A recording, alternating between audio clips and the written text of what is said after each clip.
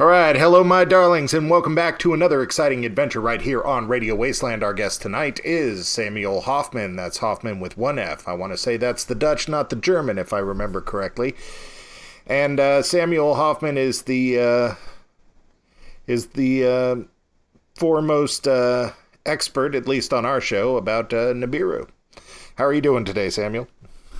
I am doing well, and it's beautiful and 61 degrees in Montana this afternoon, and the birds are out chirping, and the rest of the country is experiencing the rather unusual Colorado through Kansas through Alabama storms and drawn out tornadoes, and then it hits the East Coast tomorrow, and it's going to be really nasty with these longer storms.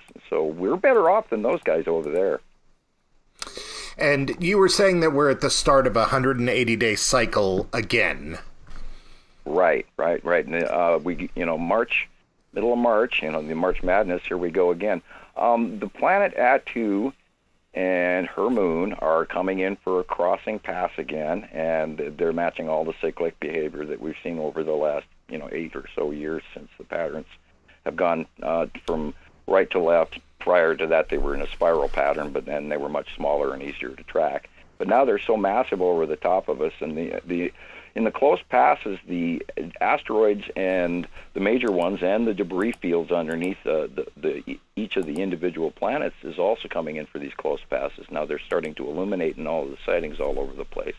And they're also dragging up some really nasty electrical storms, and as you can see, quite a few tornadoes and eddies and mass weather and changes and all sorts of cyclonic behavior around the planet. It's some really cool stuff, and it's a cross-planet facial crossing, and it really seriously does affect our weather. And if people around the area of effect of these storms, now a lot of these storms are coming in, and everyone who lives under the region is completely engulfed in clouds, so it's really hard for them to get the sightings.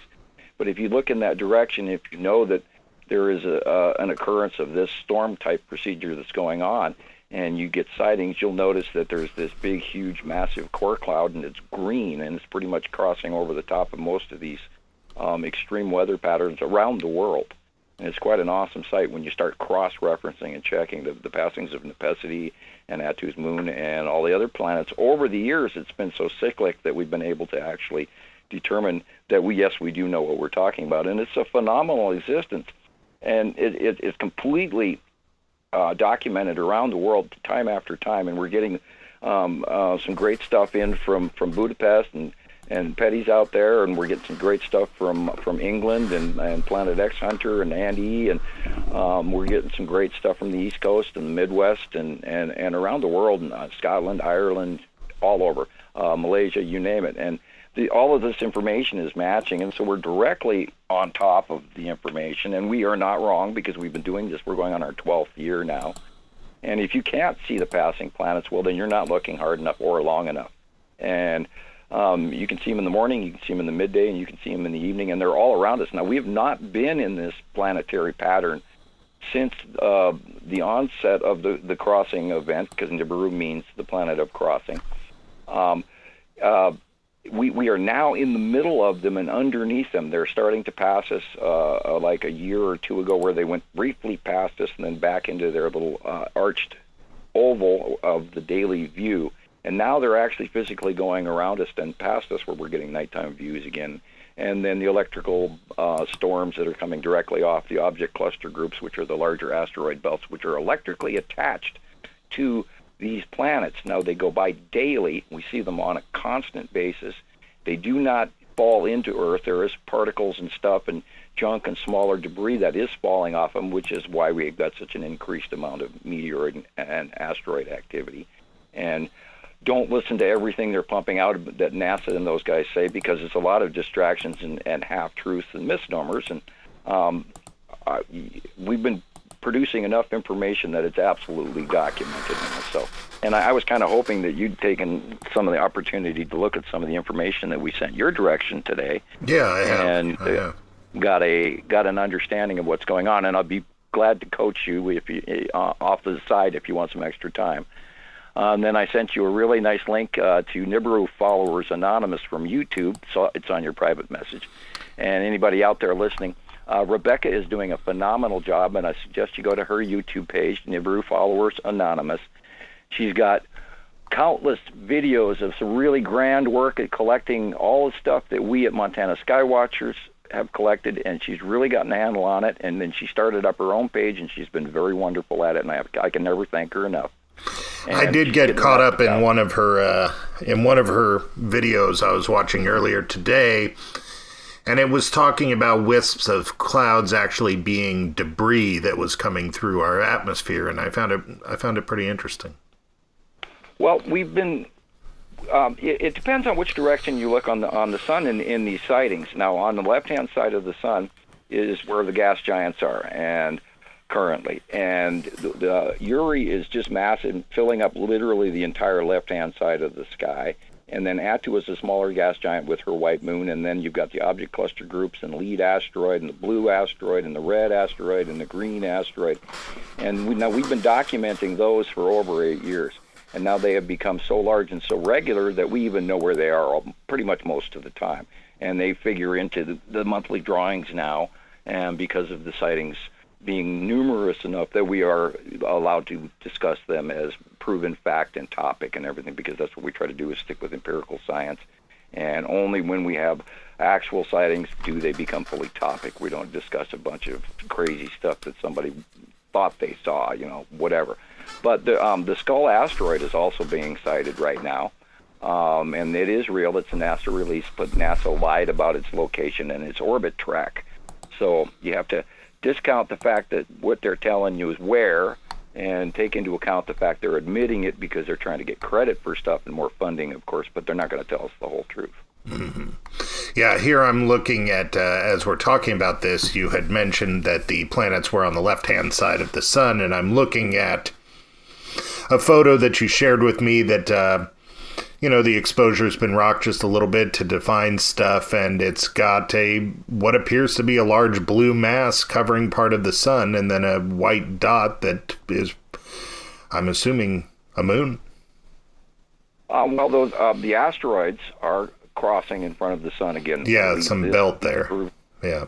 From last week, yeah, and it's they're angled, and it's really funny how the sky behaves, because it's literally like we watch almost like a scroll, like a piano roll scroll, and yet they're going in opposite directions toward the center, toward each other, toward the sun. They're rolling in toward the sun, and you've got the planetary movements on the one side, and you've got the planetary movements on the right-hand side, and they're both sort of spiraling in toward us.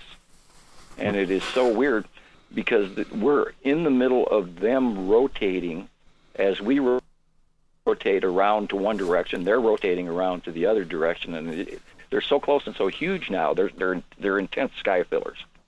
Yeah, this might be a good time to possibly address this.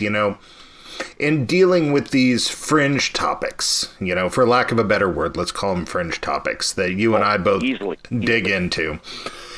We get a lot of people that are on both sides of political persuasion, and while they may be at odds with one another, we get a lot of these people. But it seems that both sides have had just about enough of media sensationalism. A prime example is hurricanes. Don't get me wrong; they hurt a lot of people, help people in the hurricane, but the news will report on a hurricane that's coming in, and it's a Category 4.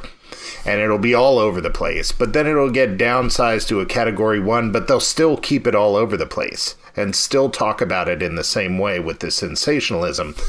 So with all this discussion of weather, I think we should probably outright answer people that, is this 180-day cycle, are these things moving through our atmosphere? Other than preparing for possibly bad weather, is there much to fear there? The storm, the first time I saw it go by was probably about 2018, and it went over the top of Montana at an angle from the southwest to the northeast, and it came over the top of us, and we had extremely weird southerly winds that we don't normally. They happen, but not this way. And there was a lightning storm that I have never seen. Did you ever see the movie Red Sonja? Oh, yeah, more than once. And the effects of the talisman. Yeah, okay. Yeah, I know exactly what you're talking about. This is what this storm looks like when it comes in. And this is the object cluster group and partially parts of the smaller object cluster group, which when Uri comes in, then it really magnifies it. Then it's just unbelievable. And we're going to see a close Uri pass here really soon. So this summer, we are going to see lightning storms we've never seen in our lives. There's going to be severe winds, and there's going to be repeated extreme very massively large bolts of lightning, and you're going to hear thunder echoes that you've never heard in your life because they're coming literally from space. And it's going to echo, and it's going to discharge, and the planets do not collide. They repel each other. When they get too close, then they shove each other away electrically because they carry a different static charge. I believe it's actually opposite. So it's not unlike the crack of thunder. Oh, it's going to be, we're going to, and I mean, the scientific thing causing the sound is not unlike the crack of thunder. Oh, it's unbelievable. You remember last year's Ohio storm where all of the crops got flattened? Oh, yeah, I do. Okay, we're going to see more of those events, but they're going to be worse this year. Remember the storm over San Francisco Bay that lit up 3/4 of your state on fire? So I'm guessing that people need to just be prepared and worried about weather, but they don't need to be shooting each other in the streets or anything. I'm not going to scream doom and gloom, but I'm going to say if you're not ready now, you should get ready now, just in case now drags on for a little bit longer. But I'm still shopping and still piling up I'm going to start looking for old-fashioned tools and that sort of thing, and add to the pile a little bit here because, at any point in time, depending on your area, we're going to see extremes that we've never seen. Oh, and I guess with all this talk of electricity, a electromagnetic pulse is not out of the question. Yeah, well, we could have a planetary discharge that would probably do a limited area like that, yeah. There's all kinds of possible, and there's also the ion bleeding off. When we have a larger planet closer to a smaller planet, the larger planet will actually rob some of the ions out of the body. They'll just pull it away. And that, I think, is why people are feeling very uncomfortable and having mass headaches and chest palpitations and heart attacks and nausea and body aches. And I think there's so much more electricity going through us than normal in some of these close event passes. And lunacy, and now Atu's moon is, of course, going to come across us again. So we're going to go through the lunacy effect times 3 again, which is, irritabilities, discomfort. People with bipolar disorder will think a little less clear than they normal. Heck, normal people are going to think less clear than they normal. We could almost even call it like a Tower of Babel syndrome, where people are going to be confused. Great. So it's like the werewolf full moon times 1,000. Yeah, we're going to see some, and I see pretty regularly every day just about someone talking about how they're going to the hospital because they're having these chest pains and their heart palpitations and they don't know what's going on, and then then it gets better and then it comes back, and that in itself is happening to me as well. I've had headaches and all sorts of weird stuff that I haven't had for a very long time. Now all of a sudden, wham, where'd this come from? So we're going to see some body changes and some different. Watch the animals as usual. They will point things out that, when the dogs are barking in your neighborhood, go outside and look up, because there's probably a big planet passing over, if not a group of asteroids. And they are massively visible. This week is some of the largest lead asteroid of the object cluster group pictures that we've ever seen. So we're in new territory. We're not in Kansas anymore. We are now in the middle of these guys, and they're circling and spiraling us past us and over our heads and beyond us and being illuminated at night.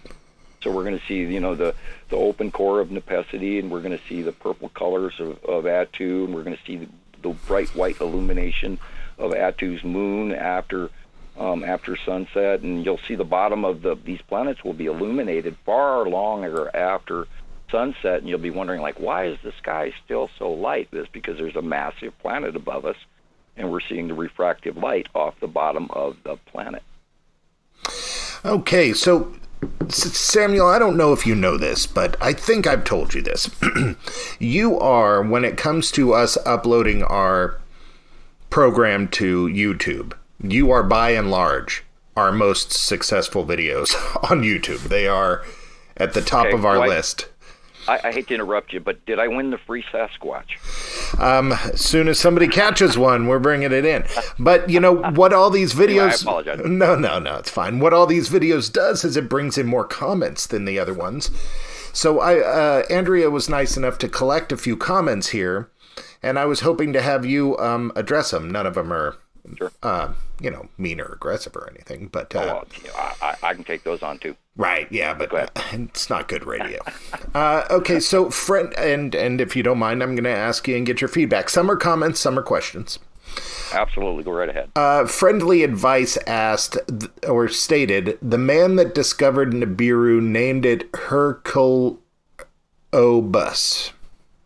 Yeah, Herculobus. Nobody can even say that. Herculobus, yeah. Herculobus, okay. Nibiru is one of its moons. His name was Carlos F. Munoz, the same man that they changed how the naming of new objects in space was given. Look into him, smiley winky face. So how old and when was this man living in? I have no idea. I was just wondering if you'd heard of this guy or if that is this guy pulling this from something else. The names come from the Sitchin translations. Mm-hmm. The names come from many other texts as well. And when usually I'm handed human information, I have a tendency to sort of kind of chuckle and go, okay, well, that's your version of it. Right. And when did you and then you check the origin date. And if you go back to the clay tablets from Sitchin, that predates just about everybody, and so a lot of the information that we are unfortunately being handed left and right all over the internet is miscued, legendary, changed, manipulated, lost track of, and in most cases human opinion. Mm-hmm. And that is almost an impossible question to answer, excuse me. But the names and the connections of our information mostly comes from off-world that I recognized and compared, and it has, over these 12 years, turned out to be exactly correct. We have not found any flaws in the information that we have. Yeah, and the human information that we have from this is literally right on the cusp of recorded history, so it's probably few and far between. Now, if this information came out in the 70s, I would be inclined to give it a level of credibility. Now, if it came out in the 80s and 90s, I would be a little more skeptical. Oh, yeah. Yeah, I don't blame you there. That applies to a whole lot of topics. This is true because we, unfortunately, and I'm amazed by the availability of information on the internet, but we've also got to take into account a media literacy about where did this information come from. Is the source credible?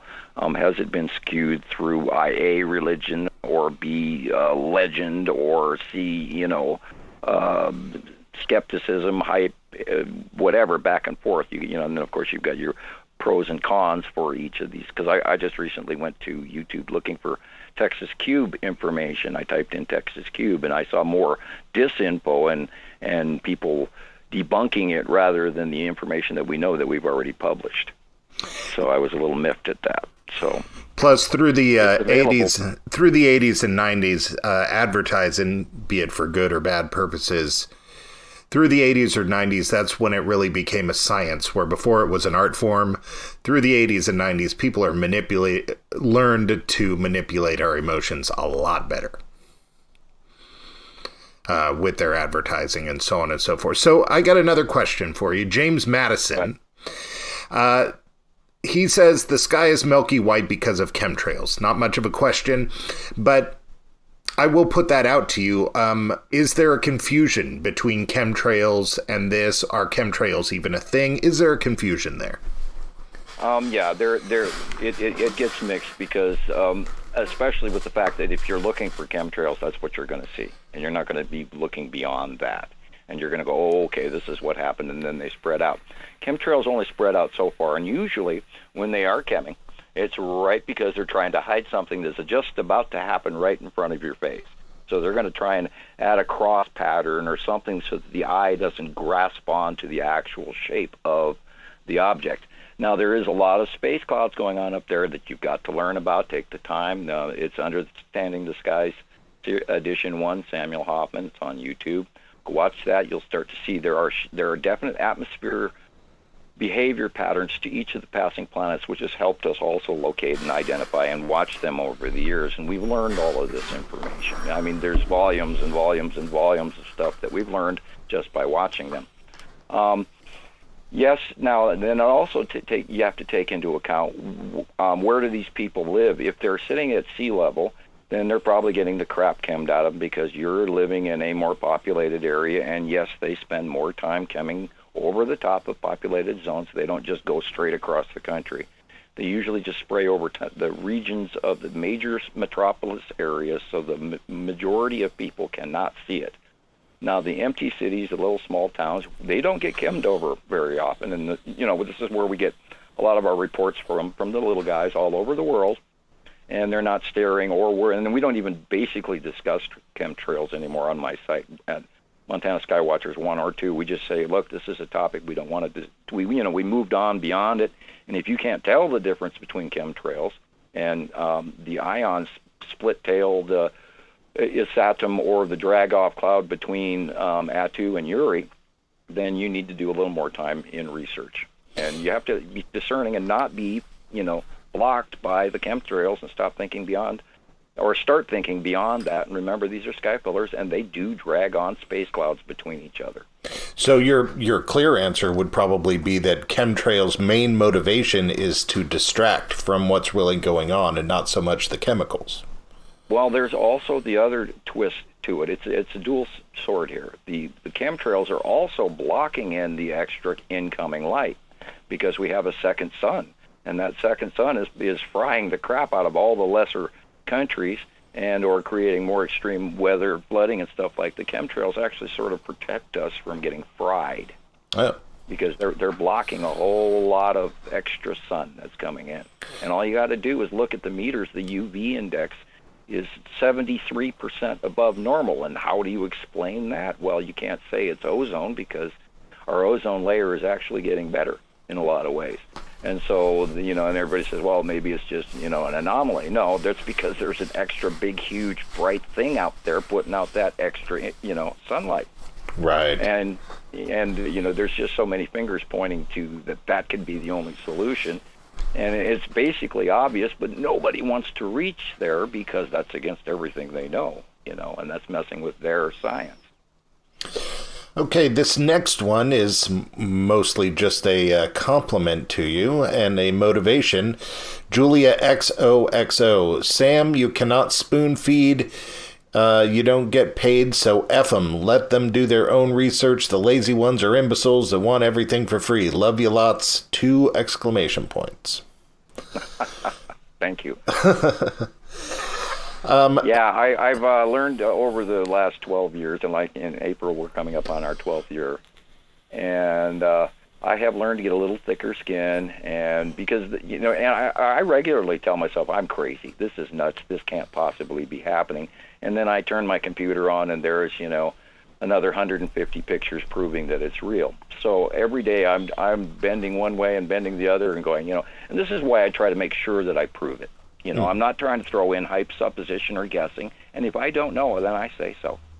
But if we have an example from the last 5 years going back, and then this is where I collect all of these photos from everywhere, and we have match after match after match.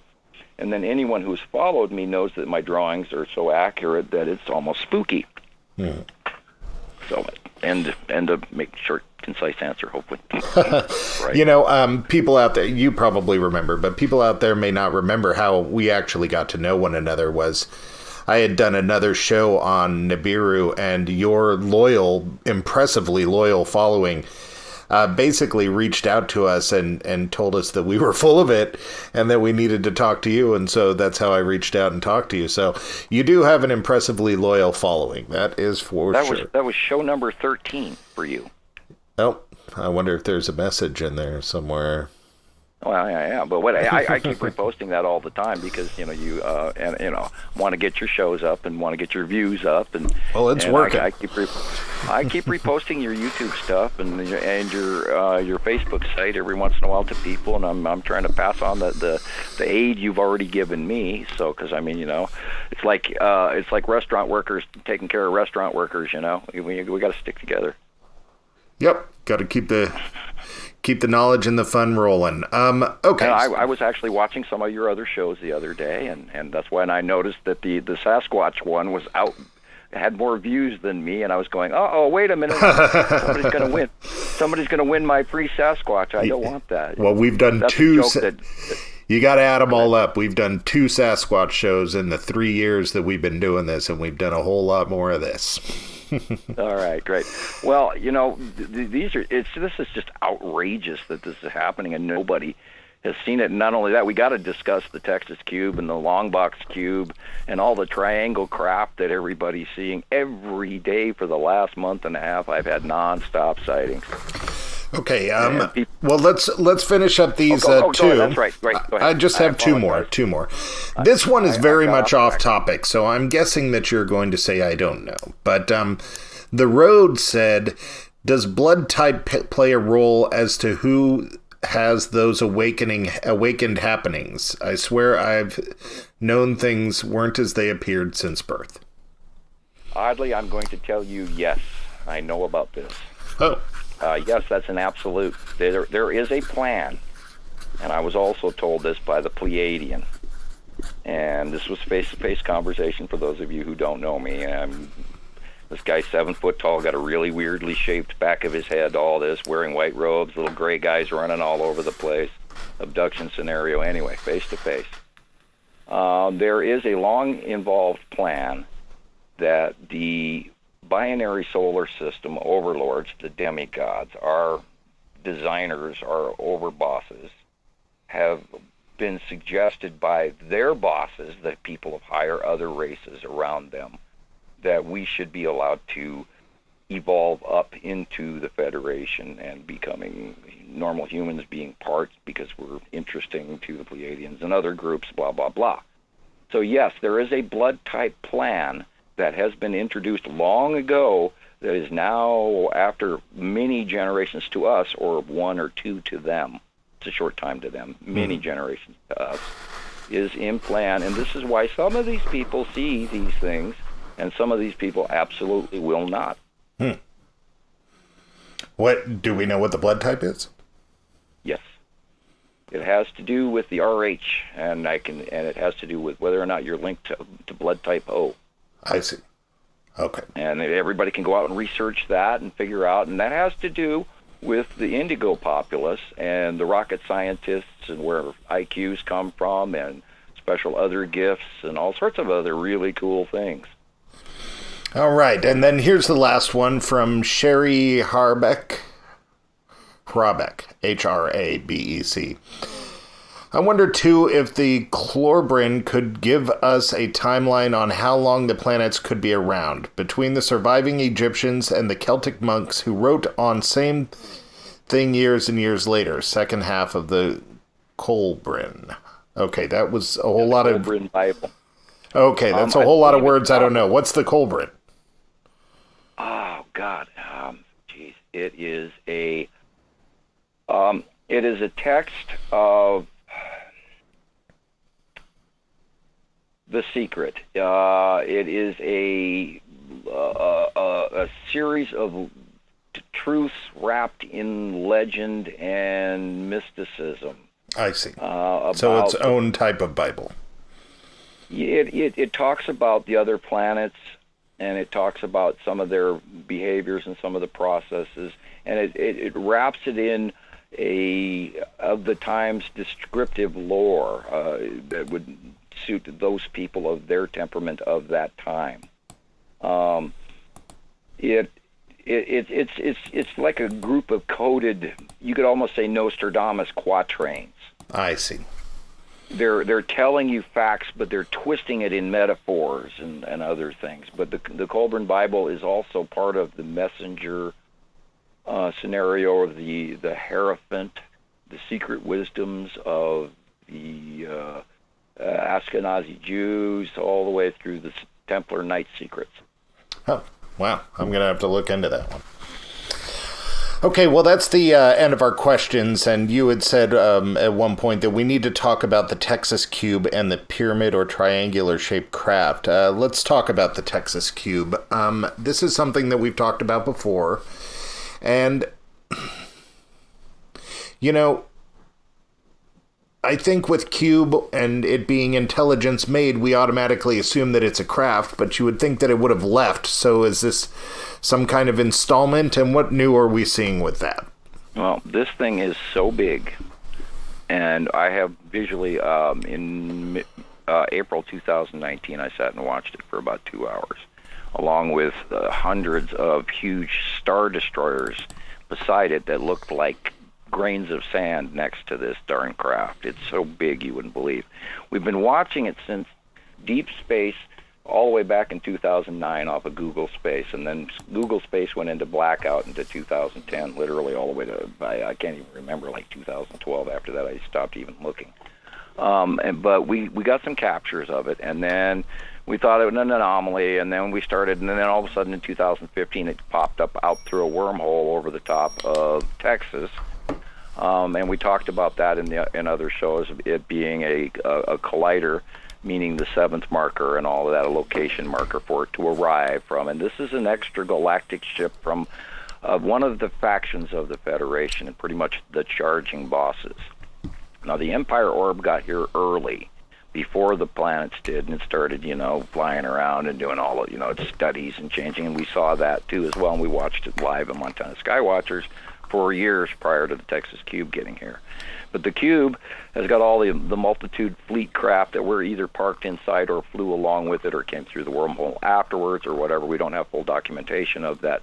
But we're getting absolute sightings of this every day over Europe, and it is a massive, massive ship. We've seen behavior where it's getting caught in some of these lightning storms, and it's directly connected to their side orbs, and they're getting discharges off the planets and the object cluster group and all sorts of stuff. It's really cool, all this purple lightning. And I have many pictures of that if you'd like to see a few of them. And we know that they're recorded on crop circles by the Mayans and stuff in the old Phoenix crop circle. And it's a time marker. It shows lead asteroid at 2's moon, the Texas Cube, the side orb, and then it shows on the horizon, which gives a date where these planets are a location on Earth's horizon, just sort of like they do in the movie Stargate. They show planetary similarities of moons and bodies. When those are sitting on such and such a horizon, that's when they will be there / time marker. So, we know that there are another races on it. I'm not going to go into grave detail because I have my assumptions, but I don't have any facts because I haven't physically gone up to that ship and seen who's driving it. But I know that there are other races on this group because the number of ships that we're sighting regularly, and we're talking huge Carillion star destroyers, just like it's Star Wars. It's unbelievable. I can't believe it. We got Star Trek and Star Wars crossing here in the middle of our reality, and that's what makes a lot of people not really want to believe this. But it's so heavily documented, for God now, roughly 5-6 years on the Texas Cube, 8 years on the Empire orb, and the smaller craft we've been documenting for nonstop, and we're not even paying any attention to the discs or the orbs or the saucers, none of that stuff, because we don't. If they're not a clear picture, if it's not an absolute sighting, and it's this blob, then it doesn't count as a sighting. We don't take guesses. We take proof, period. And we've had so much, and I mean, today I got 10, 15 different shots from around the world of the Texas Cube on the left-hand side of the sun, and the long box cube is on the right-hand side of the sun, and those two have been really close to each other, and I think been interchanging, ships, supplies, God only knows, because they've been extremely close proximity in a lot of sightings, and Petty over in I believe is in Budapest, is getting some of the best shots. In Europe and Budapest, they're getting just absolute great sightings. And then, of course, there's a whole bunch in the United States and in New Zealand and Australia and England and all over. So Yeah. We can't deny it anymore, that they are definitely real. And I'm amazed. I'm totally, absolutely. Even Mr. BBB333 got sightings of the Texas Cube, and I cannot believe they have not gone viral yet. This is insane. You know, you made a point there about it being Star Wars, Star Trek in our skies, and I don't want to misrepresent myself. You know, I am a skeptic. Hell, I'm skeptical as to if I even exist or not. I mean, I'm all the way like, maybe. But I do like to remind people when they jump to that conclusion that Arthur C. Clarke helped design the communications satellite that NASA used for decades, and he also wrote 2001. He invented in his writing the zero gravity toilet. I mean, these sci-fi writers, true science fiction, not sci-fi fantasy, but true science fiction, these people are actually looking down a possible chain of events. So I wouldn't discard it so quickly when people make science fiction comparisons to reality. Oh, and then there's so much proof of it over the years, and there are. I mean, if you look into rock and roll artists who are writing these songs, they're writing stuff that absolutely fits in so many metaphysical ways and you know, other ways and scientific ways and all this other stuff. It is truly amazing what a piece of work is, man, you know, and all of that. There really is. And then we can also take into account far-seeing, because this is a good portion of what I do. And, you know, I view what I see in my head, and I can't say to you, hey, this is my intelligence or my logic. I have some of this stuff comes from God only knows where, and I've been running with it for so long that I use it as a normal tool. But to others, they go, how do you do this? And, well, to me, it's, you know, I see it. This is what I see. Would that be synonymous to remote viewing or some of those other things? Right. Okay, go ahead. And this is, of course, this is the main reason I was recruited by the government back in 1978 through 80. And they wanted me to be part of what's now, it's called Far-Seeing Group, and you can look that up. It's now declassified, so I can talk about it. But I was under the 30-year non-disclosure agreement. I couldn't even discuss it, period, until 2010, which is when I started doing all of this stuff openly. Mm-hmm. It's so blatantly, powerfully true that I'm sure on a number of levels this information is trying to work its way out of our ears even. Oh, yeah. Well, I mean, we do it with much... I mean, people do it with spouses having affairs, with kids having drug problems. I mean, programming stuff out of our brains that we don't like is not uncommon. Well, I say people need to, learn to trust themselves and careful who you listen to. And there is so much disinfo out there. And what boiled down to when I was writing my paper all the way back in 1978, everything that I had seen from Einstein was just uncomfortable. It didn't fit to me compared to what I knew in advanced chemistry. And how can what's in the subatomic be this way if in the astroatomic it's got this quote-unquote different set of rules?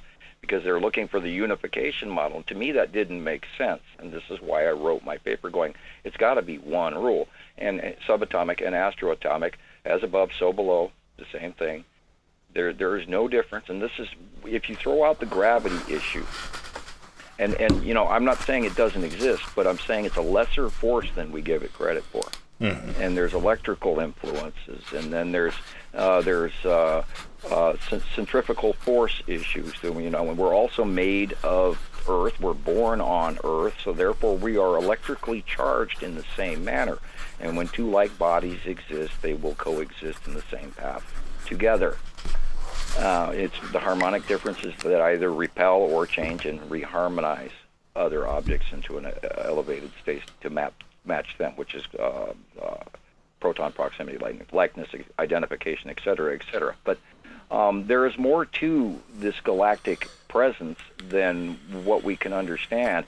And what we're seeing right outside our window here, right outside our atmosphere, is examples of this, and people don't know how to perceive it because they're lost in the sun simulator, or they're lost in the chemtrails, or they're lost in what so-and-so on planet such-and-such news said. And they get totally lost, and they start to believe the wrong things. And then there's the big one, the government's out to do this to us. And so then they don't look any farther as well. And that's kind of sad. And, I love a good conspiracy conspiracy theory as well as the next guy, but you've also got to stick in the middle. You can't go, leaping off the end and saying, okay, we're getting zapped from space by laser ships. Now, we've seen some evidence of it, but we don't have any real proof. It could be, on this picture, this could be a meteor coming in and causing a straight line. We don't know, unless you're absolutely there to see it yourself. Now, being that said, I have seen the Skull Asteroid by eye. I have seen the Empire Orb by eye. I have seen the Texas Cube by eye. And the only one I have not seen personally by eye is the Long Box Cube. I've seen it wrapped in clouds, but I've never seen it well enough to say, well, that's exactly the picture that I saw that I have. So, speaking of the Long Box Cube, I had the question, I can only compare life in the universe to humanity. It's the only one I know. But from country to country, jets, airplanes, they have similar shapes because that's the technology that works. So if I were to apply this outside, we're looking at a lot of different shapes. We're looking at cubes. We're looking at spearheaded shapes. We're looking at an orb, the long box, maybe just a rectangular cube. Does this lead us to believe that each of those are possibly different civilizations, or that those are just variations of technology that we just don't understand? Both. The cubes are, I believe, huge landing ships, like parking garages from hell in the sky with all kinds of support craft, and because we've seen evidence of it. Not to make another sci-fi comparison, but kind of like the pyramids in Stargate, the traveling base, so to say. Right. And, all the stuff could park inside, and then, they close the garage doors, and through the hole they go and off to, because travel through space to them is quite easy.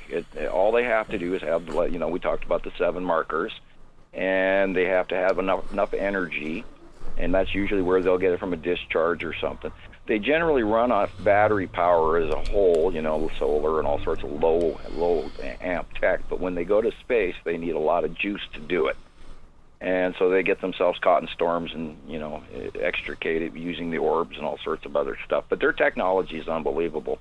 And, they use carbon fibers stacked properly, so their steel is probably quite thin and excruciatingly strong in comparison to ours and all of this. And all of that tech is available. And their tech is staggering.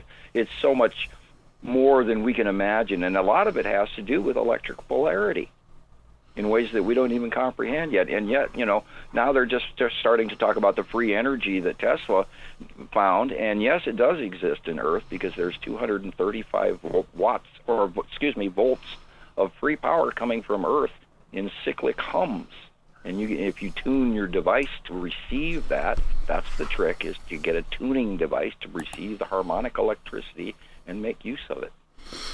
In talking about technology with the ships and stuff, this might be a little bit ridiculous of a question. It's my own personal question. I don't know how well you follow sort of the dredges of the news, but there's a senator or representative, actually, named Marjorie Taylor Greene that had some comments about a Jewish space laser, and I think we're all convinced that there's no such thing as a Jewish space laser, but is it possible that her confusion stems from some of this technology? There has been some evidence, and we've seen a handful, not a box full, but a handful of pictures coming in where they believed that these were space lasers and they were starting fires. That might be localized USA. I wouldn't attribute it to aliens shooting down on us because they've got a whole bigger process that's going on just fine without having to sit and throw a straw onto the hay pile. I see. So you would definitely put that more in the category of things we're doing to ourselves to cope with the environmental changes. Rather than chemtrail the hell out of the Midwest or the East Coast, let's start a really big fire in California. Right.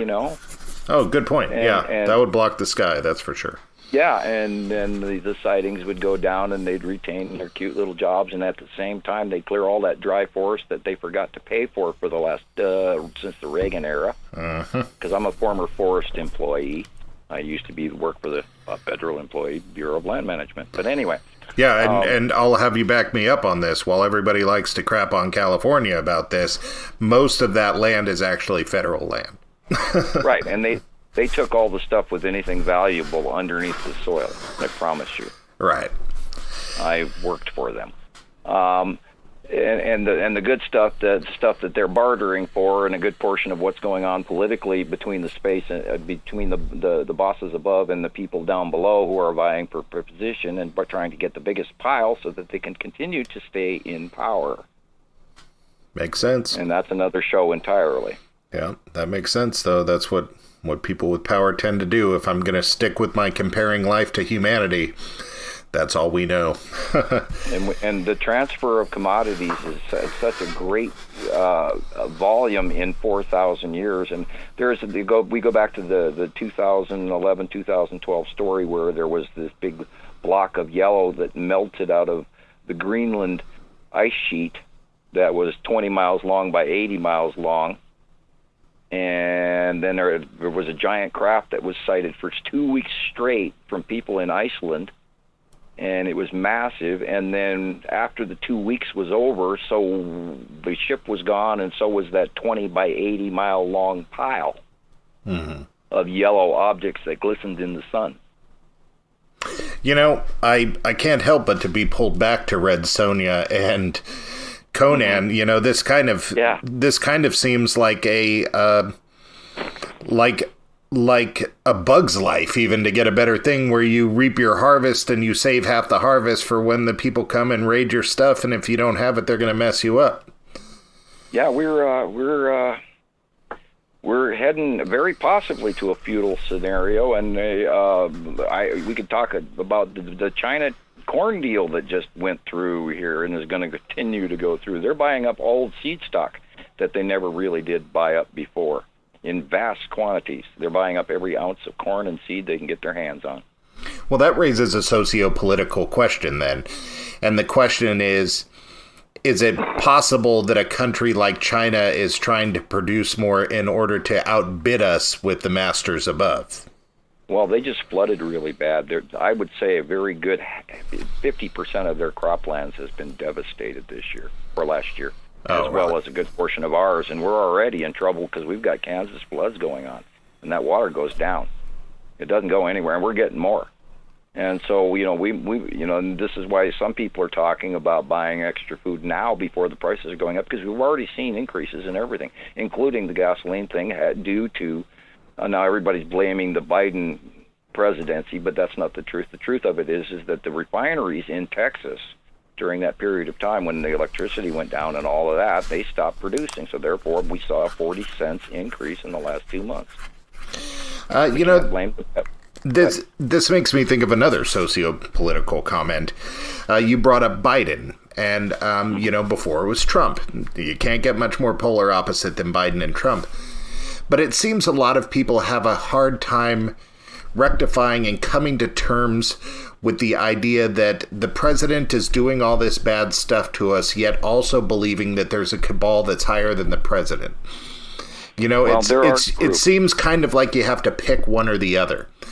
You can't imagine that Biden is changing everything while there's a ruling class cabal that chose Biden, chose Trump, chose Obama in order for their deal, you know. Now say to yourself, there's 5 or 6 of them. Are they at war? That's the thing. Or is it more economic war? I think it's more financial. There could be some, little skullduggery going around with Boris Bedenoff and this and that and the other thing. But I think a lot of it has to do with financial control and almost like a gentleman's club game. And there's different groups and, the skulls and this and, that's a common, and then a couple other I don't even dare mention. Or maybe like a Cold War. Well, yeah, there's a financial Cold War, and there's an information war going on right now, and they're gathering the sheep, and this gives me the opportunity to drop the Q bomb on you. Q, for instance, and most people don't realize this, originated in the Eastern or Western Bloc countries of Russia, and that's where Q comes from. It's a disinformation machine that is embedded so strongly in American housewife mid-class internet knowledge that it's just unbelievable how successful they've been. Yeah. And that has created a great deal of the hostility and the hate and the fear that we're existing in right now. And everybody needs to throw that crap out. And remember, damn it, we're America, and we're not going to listen to the bunch of naysayer, negative people who are trying to get us to get afraid of everything. And it's this fear base that we've got to let go, and which is part of why I'm doing what I'm doing every day, to make sure that the facts come out. And we're talking about this, not what so-and-so said in 1986 about the red planet Nibiru, some dark body floating in by itself with nothing. We know that there's a solar system around this, and we know there's other planets, and we know there's a star with it, and we know we're a binary solar system, because it can't be anything else. There's no rogue, unlit body with people on it, because if they don't have a star, they're not going to be alive. I mean, there's a basic one for you. But you know, what you said about Q brings up something that I've been really trying to push. You know, I am what people would call liberal, but I'm also a business owner, and a lot of the people that I work with, a lot of my friends, a lot of the people that I know are my polar opposite when it comes to politics. But we're still neighbors, and when the stuff hits the fan, I'm going to go run into my neighbor for some help, and they're going to come run into me, and hopefully we'll both be there for one another. So hopefully people will just let some of that crap go. Part of what I've been waiting for them from everybody is to figure out who your enemy is. Yeah. And on one hand, I'm going to say there is no real enemy, because the answer to our problem is not by figuring out who our enemy is, because we don't have that many. The situation is far bigger than people realize, and it's far less attainable than they would even imagine. And what's going on, we've talked about this before with, do we fight them or do we not fight them? Right. They are so vastly beyond us that the only way that we're going to get through this is through diplomacy, period, and personal evolution. We have to figure out how to take a slap in the face and say, that's okay, we still need each other, and I may disagree with you, and I may not agree with your less than admirable opinion, in my opinion, but yet we're still going to need each other, because you cannot mine or grow an entire crop of wheat by yourself. You just cannot do that. It's not possible. And the best way to prepare for an upcoming war is to grow and train your tribe. You know, you don't know what's coming around the corner, but if there's more of you working together, you're going to be able to handle it.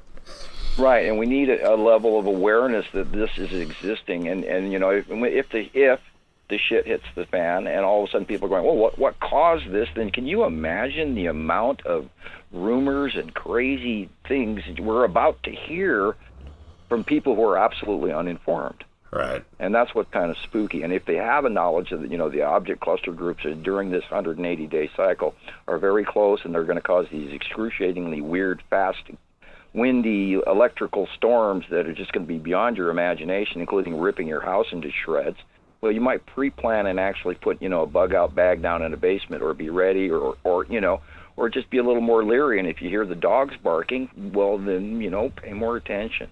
Yeah, not to drop another hot topic keyword, but I think the way that we dealt with COVID was a prime example. Here comes a disease. People are all, oh, what do we do about it? And then, doctors didn't know, so they tried to put out what information that they did know, with the idea that we're going to be learning more along the way and this is going to change. Yet so many people just lost it, and there was just mad misinformation everywhere. And when we all come to terms with, if what you're saying is true, when we all come to terms with that, I think we can expect a total collapse of society if we don't get our business together. Well, I've said this probably, 25, 30 times on different shows. And go to your house, if you want a camping vacation, here, guys, walk over to your electrical box and turn it off for 2 days. Yeah, great idea. You will get the largest wake-up call you've ever seen in your entire life, including don't believe that your water source is always available. No. Spend a couple of days figuring out how much water it takes to flush your toilet personally for every individual in your house. and you're going to have an extreme wake-up call, and you're going to go, holy cow. I had this wake-up call. I got a little story for you. We went up to my friend's cabin, and we were all staying in this cabin. And, we did what people do when they stay at a cabin with a bunch of their friends, is we got totally hammered. And the next morning, we wake up, and a snowstorm has come in so bad that it has busted the pipes. We still have electricity, but we no longer have running water. And it's snow. We're surrounded in snow, and you would think, oh, no big deal. Yes, it was a big deal. We had to boil all the water that we got because, there's possible bear fecal matter in the stream. I had to bring in cans upon cans of snow and melt them down so that they could be poured into the top of the toilet in order to be able to flush it.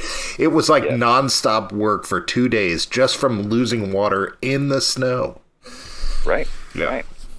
It makes you think about having your own, storage containers where you can store your own water. Plus, we were hammered, and it sucked. In emergencies, fill up your bathtub, and then you can use that water. Mm-hmm. And it takes literally 2 gallons to flush your toilet on a modern, older toilet. And you go to the newer ones, and it's up to a gallon. Right. But, and talk about, you have so much more time on your hands when you don't have electricity. It's amazing. Oh, yeah. You sit there, oh, crap, what am I going to do? And then you start thinking about cooking. And then, oh my God, what's going bad in my refrigerator, and do I dare open the freezer and all of that, And if you don't have your coolers and your ice and everything, and your root cellar, and if you really want to, go look at how they used to build old ice houses. Mm-hmm. I even know I've studied all of that crap, and straw is fantastic for ice. Well, I guarantee you, when society collapses, then I'm coming to your house.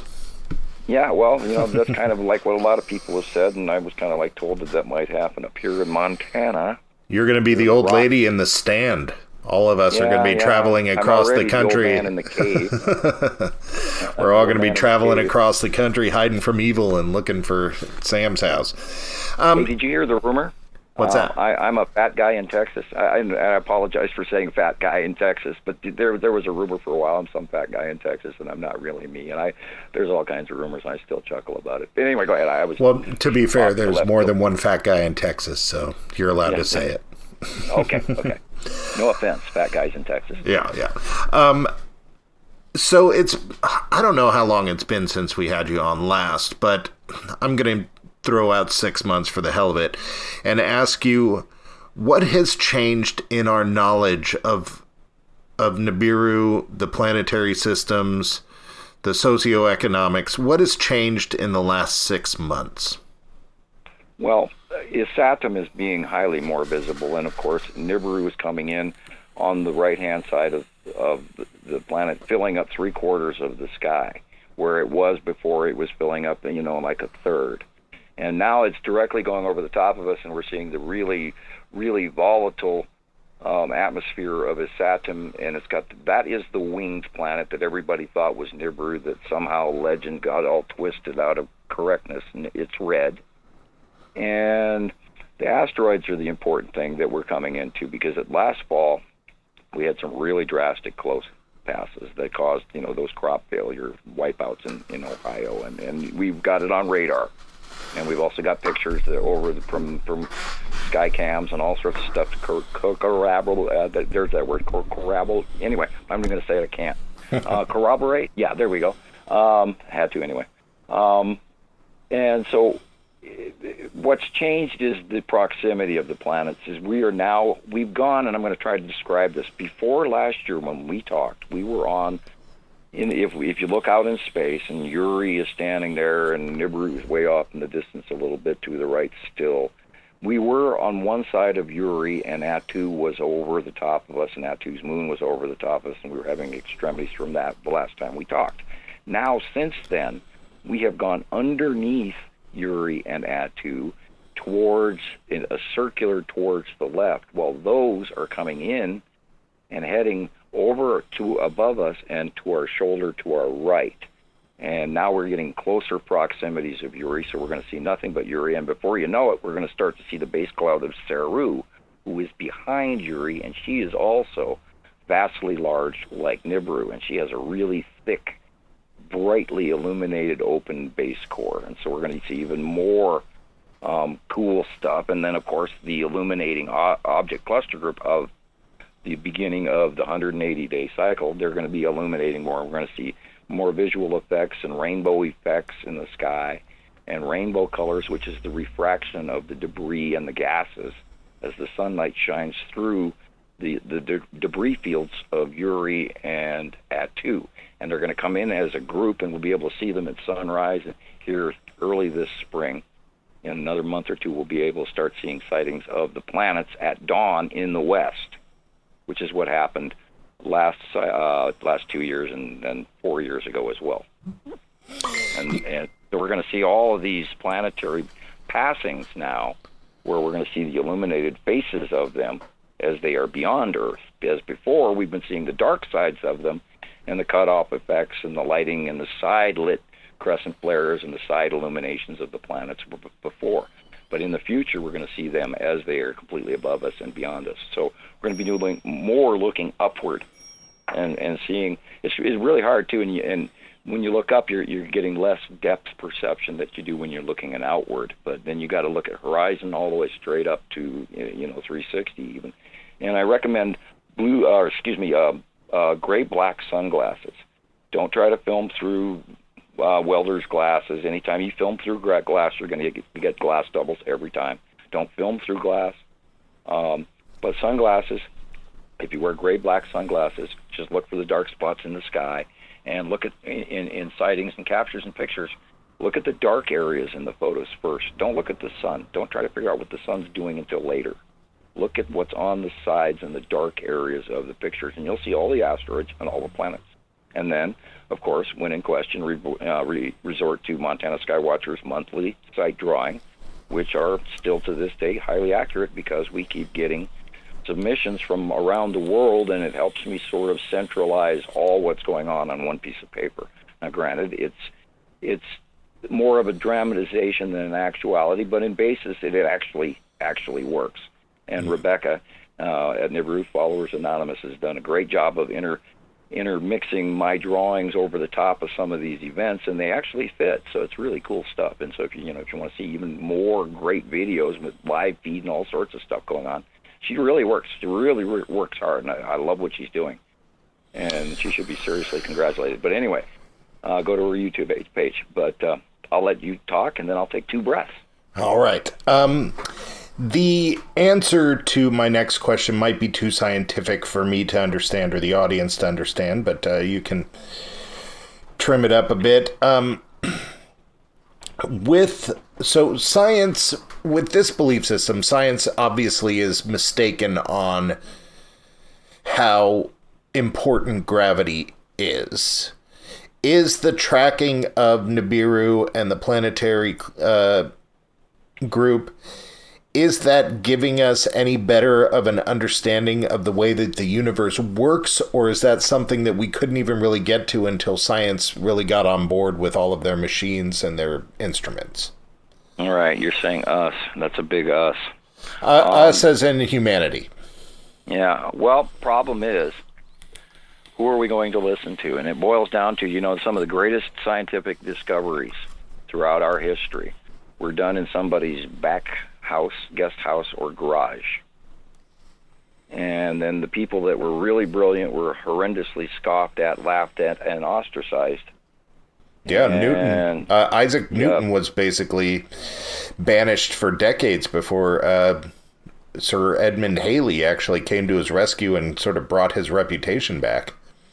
Velikovsky was laughed at and made fun of because he was Jewish. And then they used, when that argument didn't work anymore, then they ridiculed his wife. There's a lot of it. And so it's going to boil down to acceptance of the obvious, what fits, in comparison to what the good old boys say. And oh God, you and my generation have been waiting for the good old boys to go away, and yet they're still, unfortunately, so strongly in power. They keep making good old kids. Because you said something earlier, I'm a liberal. Now, remember when we were being raised, and I'm referring to, of course, the era of the Vietnam War, because I was always told I was going to end up in Nam. But anyway, we used to be the right-wing liberal hippies. So when did somebody switch sides and not tell me? Yeah, that's why I make it a point to say that the world would view me as liberal. Because I wouldn't. Are we left wing now? I don't know. As a hippie, am I not a left wing hippie? According to the certain factions in our political scenario right now. Based solely on haircut, yes. Yeah, well, that or well, I could throw almost mullet in there, but my hair is too long for that. But I'm beyond the mullet. My hair is straight back and all the way. Anyway. I like to think of the political wings now as being dragonflies, so there can be 4 wings. I'm going to be one of the other 2. Mm-hmm. I'm the left back wing. I vote for the guy who makes the most sense, and according to my rules and not theirs. Well, part of that is the problem. Because certain knowledge just can't be gotten to without a group. Like you were saying, you can't grow the wheat without a group. You can't mine without a group. And so take a look at flat Earth. A lot of these people say the Earth is flat. All you got to do is go outside and look, and you can see that it's flat. But no, your perspective has to change in order for you to understand that the Earth is not flat.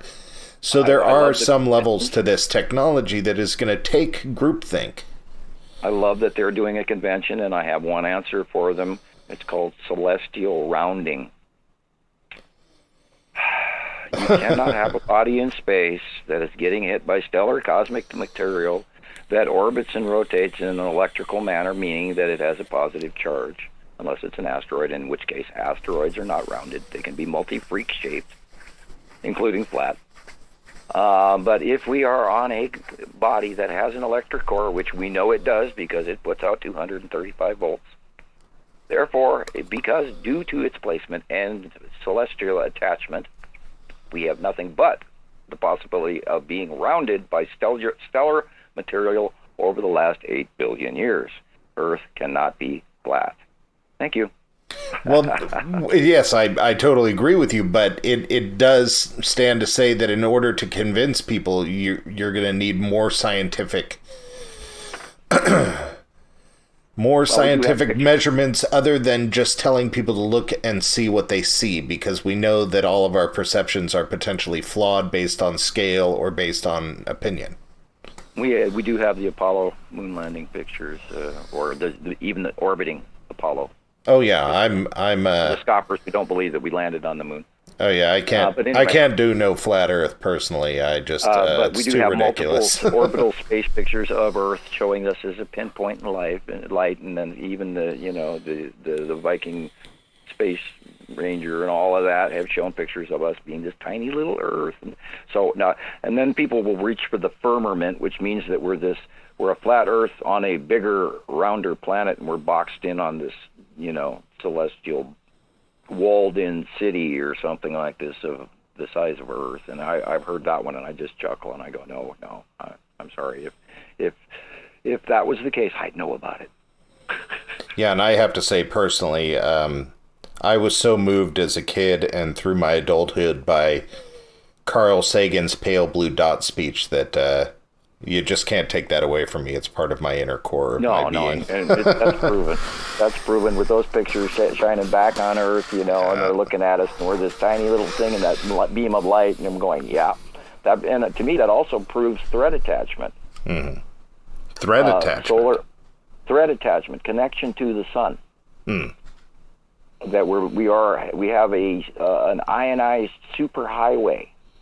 Direct thread attachment to which is how we attain our orbit when in our placement, in atomic placement in our third ring. We are held here. We are not, as Einstein put it, we're not orbiting towards the sun through gravitational forces, and then this dark matter, which throws us all the way into the dark matter discussion. This dark matter holds us back, and then they've created this whole the dark matter that's in all of this space area that's we can't account for, and then they're reaching for this supposable argument over non-unification model like the Heisenberg uncertainty principle. And that just keeps them getting their paychecks and holding their jobs because they don't know they're talking out their ass.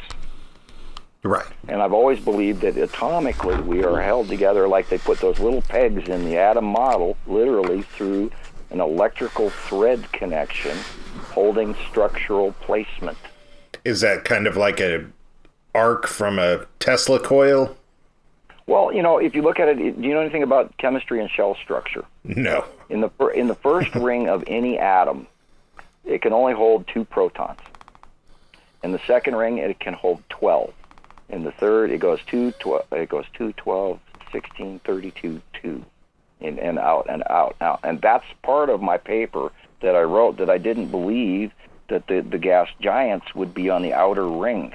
Atomically weighted, I would assume that they would be at least at the 4th ring, if not the 3rd ring itself and second, whereas we should have atomically, by our weight, either be right next to Mercury, or Venus should be next to Mercury, and we'd be in the 2nd ring.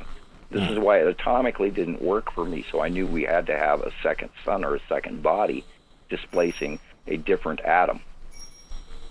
I see. Kind of. As well as I can see. Well, it has to do with shell structure.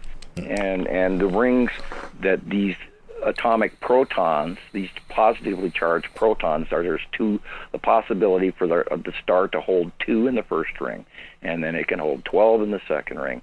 And so then I was cross-referencing the atomic weight value that might actually make up or take up the amount of the 12.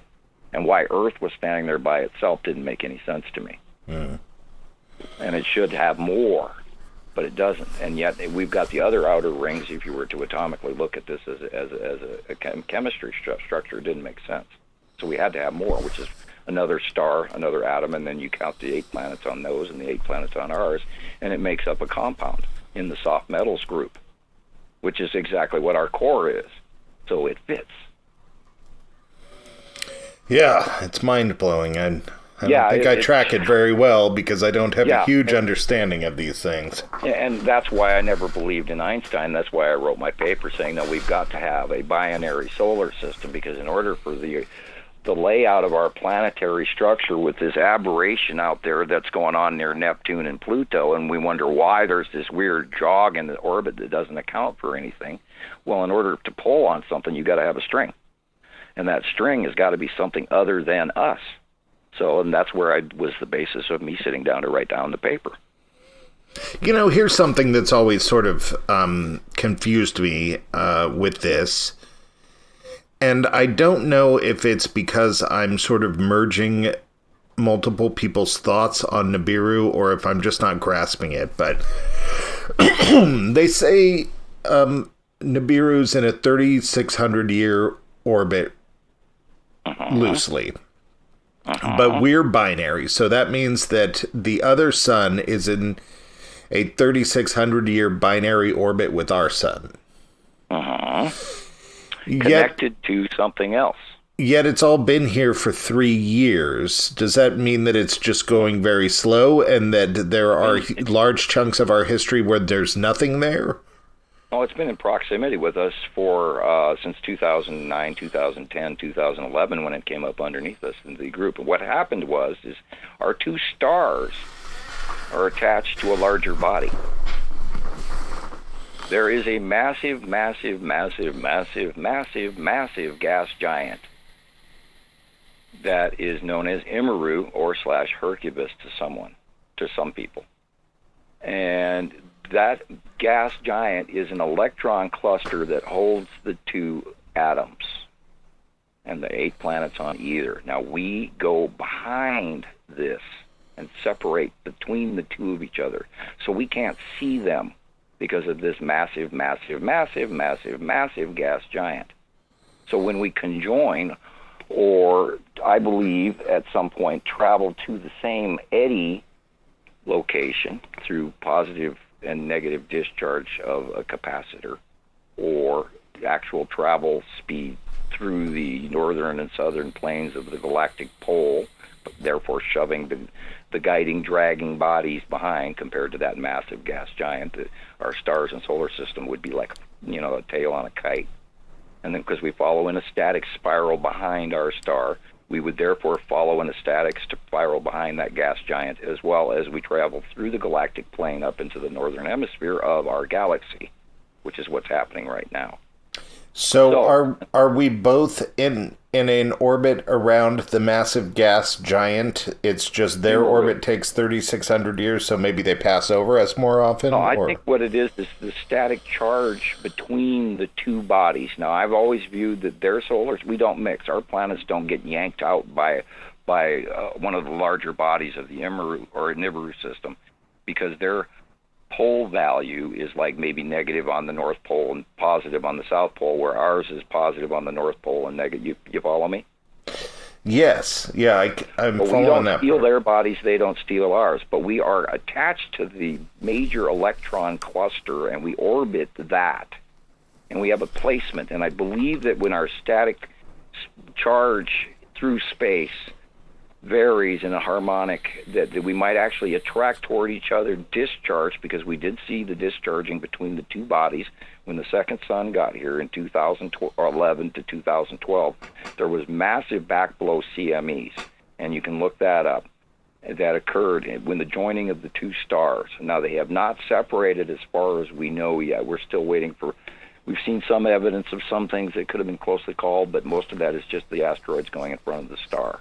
So it's not so much the idea that used to be with Nibiru, where the planet was sort of flung out in a elliptical that just went way out there and then came back in and passed around us and went way out there. It's no longer that level of distances. They're actually closer, passing around a larger object. That I believe that we may go behind that NASA has yet to see or understand or release information to the lower people. Gotcha. I would love to see a 3D model of this. Do you have any followers that do 3D models? I need that. Yeah, we've tried to put out quite a few. The hard problem about it is trying to draw a 3D model on a flat piece of 2D paper. Right. That's the problem, And I've had other people that I wish I wish I'd get some philanthropist that wants to field a team here, so we could put a computer group together and cross all this information and actually document it better for everyone. But unfortunately, we're still working out of my garage, so to speak. Orville and Wilbur writes shack here, and so until that changes, this is what I'm stuck with. We need to get you planets on a stick and a green screen so that we can create it. I know, and I have yet to be able to find halfway decent styrofoam balls of the right size. Yeah. I've been looking. Huh. I know, and my problem is then uploading it. Nothing has uploaded for so long off of Montana's caveman fiber optic cable, and I wish to God they'd spend some of the money I keep sending them every month on some new damn cables. Yeah. Because I'm paying for high speed, and I got caveman. It's outrageous. I can't upload a video that I make. Yeah, at the risk of offending the audience and using my French, the infrastructure on just about everything in this country is shit. Yeah, corporations have been taking all the money and then not reinstalling new stuff in any way, and then they sell the company to somebody else and hand them a problem, all because that was written in that they could. And I don't think you should be able to sell a failing company. I think you should have to take it in the shorts and fix shit before you leave. Yeah, look at the fires in California, obviously caused by failing infrastructure. Look at the Texas electrical system. They've been robbing the system. They were told years ago to upgrade for cold weather, and they didn't. Mm. Now they're going, it's broken. Gee, we better go bankrupt. Yeah, that's where my daughter was. They were out of power in negative degrees for, not negative, but close to it for 3 days. If you have natural gas, look into a Generac. I think... $2,000. Yeah, she's staying with her friend's family, and I think they're thoroughly prepared. So I don't think it was quite as hard for her as some other people, that's for sure. I just wish I'd find somebody that wants to hand me $1.5 million, and then I'd start doing shit right, and say, okay, when the crap hits the fan, you guys come up here, I'm ready. But nobody's done that yet, so... Well, as a warning to the audience, if they give me $1.5 million, I will tell them thank you and probably never speak to anybody again. So I'm just going to retire. I don't get away with this. I get visits from people off planet, whether I like it or not. So if I had a halfway decent place to hang out, it might be a better thing. Totally. You got to entertain. I've actually had visits. Go ahead. Oh, I was saying you got to entertain. Well, I don't like it when they come to visit without pre-announcing themselves. My last visit was rather brutal and icky and bloody. Yep. And I wasn't as pleasurable or welcoming host as I could have been, but they weren't really necessarily a welcome guest in the manner that they arrived. Anyway, we'll have that discussion someday, and you'll love it. But anyway. Well, sounds good, but unfortunately all good things have to come to an end, and that's where we're at. To the audience, you've been listening to Samuel Hofman here on Radio Wasteland. Samuel, I assume that the best case for them to find out more about you and find your stuff is your YouTube channel. Search up Samuel Hofman or Montana Skywatchers or your Facebook group, right? Right. I have not been able to access my YouTube channel and update anything for quite a few years, but there is some really good older information on there. And yes, go to Montana Skywatcher 2, and we have so many people wanting in that we're kind of not adding too many new ones, but I think you can still view the content. But then there is a whole bunch about me on YouTube per se. Even on Bing and Google, I now really exist. So just type my name in anywhere on YouTube, Google or Bing, and you'll get some copies of my work. Even on your televisions, while you're those smart TVs, you can just type my name in. And as a reminder to the audience, that's Hofman with one F. Right. Do I always say that? I'm sure I do. Well, also my computer is constantly correcting me, and actually there was a time Andrea made me pull down a couple of flyers because I had misspelled it a couple times in a row. Yeah, I've never really taken it personally because it's happened all my life. Yeah, well, two F's with a name like Chauncey, I'm used to it as well. Right. Yeah, and I have to also say that it's hard to spell. Every time I still spell your name, I still have trouble with it. It's that last E, I bet. Yeah. Yeah. That's the one I keep forgetting. That tends to be the one that throws everybody off. And then I, hit enter, and then nothing comes up, and it's like, oh, okay. And hopefully you got bombarded by, and I know we're trying to end the show here, but I hope that you got bombarded by people wanting a new show. And oh, we did. We did, absolutely. Do as many as you'd like, because, if you got nothing to do, call me, and we can just BS, and you can record it. I'm sure everybody will love every second of it. Sounds good. I'm on board. Thanks again for being on. Trying to call me, and they can't get through, so. Yep. Anyway. Well, thank you for being on. It's always fun, and it was fun this time, too. Well, thank you for listening, and I really, really appreciate what you're doing for me, and us, and them, and us guys, and those guys, and et cetera, et cetera. Yes, awesome.